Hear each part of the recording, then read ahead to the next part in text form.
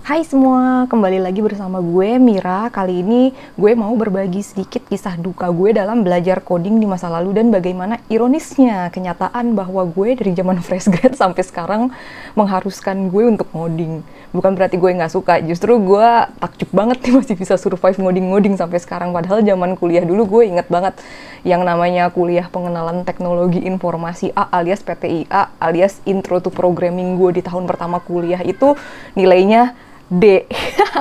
Terus ada juga nih kuliah algoritma dan struktur data, itu gue harus ngulang di tahun ketiga apa kalau nggak salah. Dah lah, pokoknya gue pada saat umur 20 tahun itu kayak udah hampir menyerah sama yang namanya perkodingan. Sebagai anak yang cuman bisa nulis rumus Excel VLOOKUP pada zaman SMA, tentu saja gue merasa bodoh banget di tengah-tengah berkilaunya teman-teman gue yang pada saat itu di usia yang sama dengan gue udah ikutan tim Olimpiade komputer. Jadi kayak gue juga pernah ngerasain jadi orang awam non-IT yang struggling banget nih dalam belajar coding. Nah, setelah dipikir-pikir, gue tuh ngerasa kalau pada saat awal-awal gue diajarin coding di kuliah dulu, itu tuh ada gap yang lumayan jauh antara orang yang udah biasa ngoding sama yang belum. Gue nggak tahu apa mungkin gue aja yang bodoh ya pada saat itu, nggak tahu juga. Tapi penjelasan dosen pada saat itu tuh kayak rasanya tuh abstrak banget di otak gue. Kayak dosen tuh ngejelasin apa, gue tuh yang kayak, "Hah, apa sih?" Kayak ini tuh bentukannya tuh kayak gimana, kayak misalnya pas gue belajar queue, terus linked list, terus stack, dan lain sebagainya, itu gue tuh kayak kesulitan memahami ketiga struktur data itu tuh pada kenyataannya dipakai dalam kasus nyatanya tuh kayak gimana, bentukannya tuh kayak gimana. Nah, terus gue mikir kayak, coba kalau misalnya pada saat itu ada yang ngasih gue contoh gitu di aplikasi nyata, oh stack itu tuh contohnya kayak lu lagi melakukan proses undo di Notepad atau di Photoshop gitu. Atau kalau misalnya queue itu contohnya yang dipakai itu loh, kalau misalnya lu lagi beli chat time, itu sistem antrian di chat time yang diproses, yang diorder duluan. Atau kalau misalnya pas belajar OOP, ada yang ngejelasin ke gue kalau modularity itu tuh kayak kalau di Photoshop lu bikin folder-folder dan semua elemen yang di folderin itu kalau misalnya pengen lu pakai ulang, itu kan akan lebih mudah ya kalau misalnya lu udah menempatkannya di dalam grouping-grouping gitu. Nah, mungkin kalau misalnya ada yang menjelaskan ke gue dengan apa namanya contoh-contoh nyata seperti itu, mungkin gue akan lebih ngeh dan lebih bersemangat gitu. Dan tantangan lainnya buat gue yang masih awam pada saat itu adalah membiasakan diri untuk melakukan programmatic atau computational thinking, alias bagaimana kita itu menerjemahkan apa yang ingin dilakukan ke dalam step yang mesti dijalankan dan dipahami oleh komputer. Contoh yang gue ambil adalah menghitung total belanjaan di tukang sayur. Ini nih kayak case yang sering terjadi banget kan di dunia nyata, kayak kalau misalnya kita mau beli sesuatu kayak di supermarket atau apa, biasanya tuh kayak ada barangnya apa, harga barangnya berapa, dan kita tuh mau beli apa aja gitu. Ceritanya si mbak-mbak ini nih dia pengen beli 2 jagung, 5 tomat sama 3 terong ya pak. Nah terus si tukang sayurnya tuh yang oke mbak, ini saya hitungin dulu ya, harga totalnya sekian neng gitu yang harus dibayar.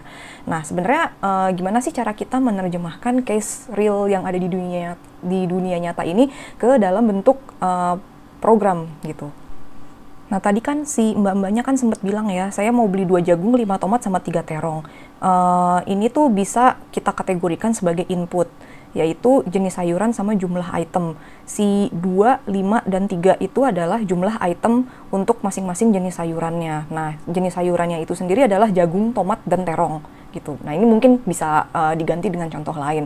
Nah, setelah itu ada proses yang berlangsung nih di sini. Tadi kan ada nama item dan harganya.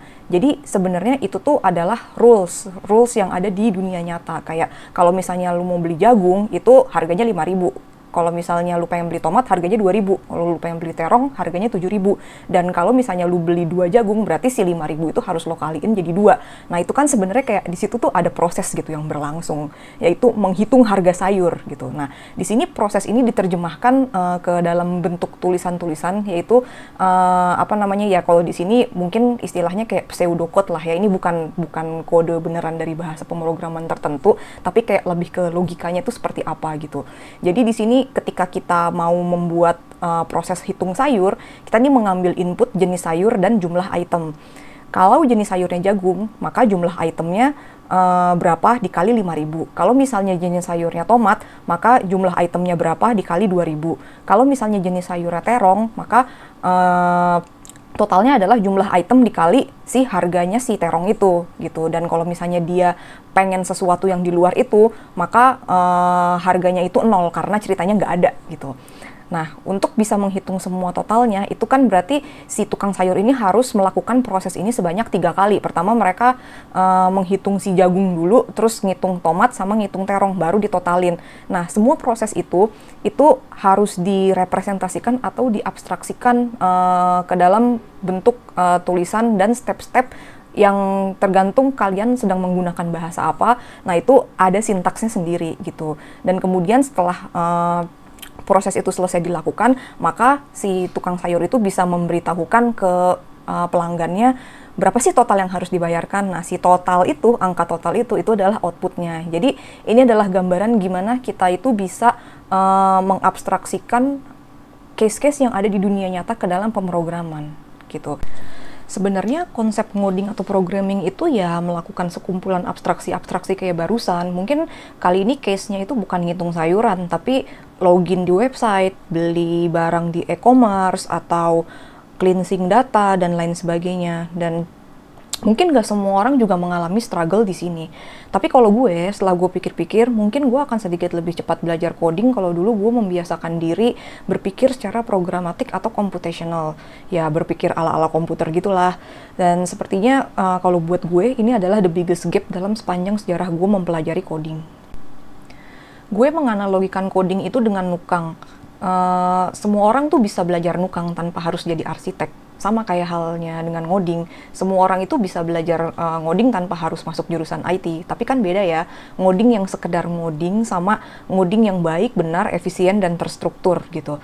Gue nggak mau mengatakan kalau gue ini jago ngoding, tidak. Mungkin gue bisa ngoding just to save my life, tapi ilmu gue, kalau gue bilang sih, mungkin belum setinggi teman-teman gue yang software engineer. Tentunya masih banyak yang perlu diimprove dari skill ngoding gue. Dan ya, setelah gue terjebak dalam pekerjaan yang mengharuskan gue ngoding selepas kuliah, meskipun dengan track record gue yang bapuk banget dalam dunia perkodingan ini, gue malah sekarang nih kayak jadi suka ngoding gitu, kayak plot twist banget gitulah. Kayak, hai diriku zaman kuliah, hehehe, lu bakal ngoding 10 tahun lagi gitu. Kayak zaman fresh grad gue ngodingin Excel pakai makro VBA, terus abis itu gue jadi test engineer, jadi QA. Itu juga gue ngoding test automation pakai Python, sama waktu itu dikit-dikit belajar Java. Terus pas kerja di data gue juga ngoding, pas bikin ETL scheduler, ya banyaklah hal-hal yang mengharuskan gue ngoding dalam sejarah pekerjaan gue dari zaman fresh grad dulu gitu. Nah, pas zaman gue part-time jadi asdos, ya itu juga ngoding gitu, biar bisa menilai tugas dengan lebih cepat karena gue ini pemalas gitu. Ya. Terus ya sebenarnya kalau misalnya dijalanin lama-lama, ternyata menyenangkan juga sih yang namanya ngoding itu. Ya cuman emang sebagai orang yang belum pernah ngoding sama sekali, butuh banyak waktu dan butuh banyak latihan gitu. Jadi kalau sekarang kalian lagi struggling dalam belajar coding, ya jangan menyerah, tetap semangat. Kalau misalnya pusing, ya bolehlah kalian goleran dulu, mendinginkan kepala, main game dulu, baca buku dulu, dan coba-coba bereksperimen dengan berbagai gaya belajar sampai kalian itu bisa menemukan gaya belajar yang cocok buat kalian. Karena emang setiap orang itu beda-beda ya. Gue tahu kayak sekarang ini yang namanya resource untuk belajar pemrograman itu kayak udah banyak banget dibandingkan dengan pada zaman gue dulu pertama kali belajar coding gitu. Kayak saking banyaknya mungkin malah bikin kalian tuh jadi bingung mana dulu sih yang harus dipelajarin gitu kan. Kalau menurut gue sih just start small and go from there. Jadi banyak-banyak latihan, dan kalau bisa sih temukan tujuan kalian mau ngoding itu buat apa gitu. Ini lumayan penting sih sebenarnya. At least kalau buat gue ya, gue nggak tahu kalau misalnya buat kalian. Karena bagi gue pribadi yang namanya ngoding itu adalah tools untuk membantu kita tuh meraih tujuan atau memecahkan masalah gitu.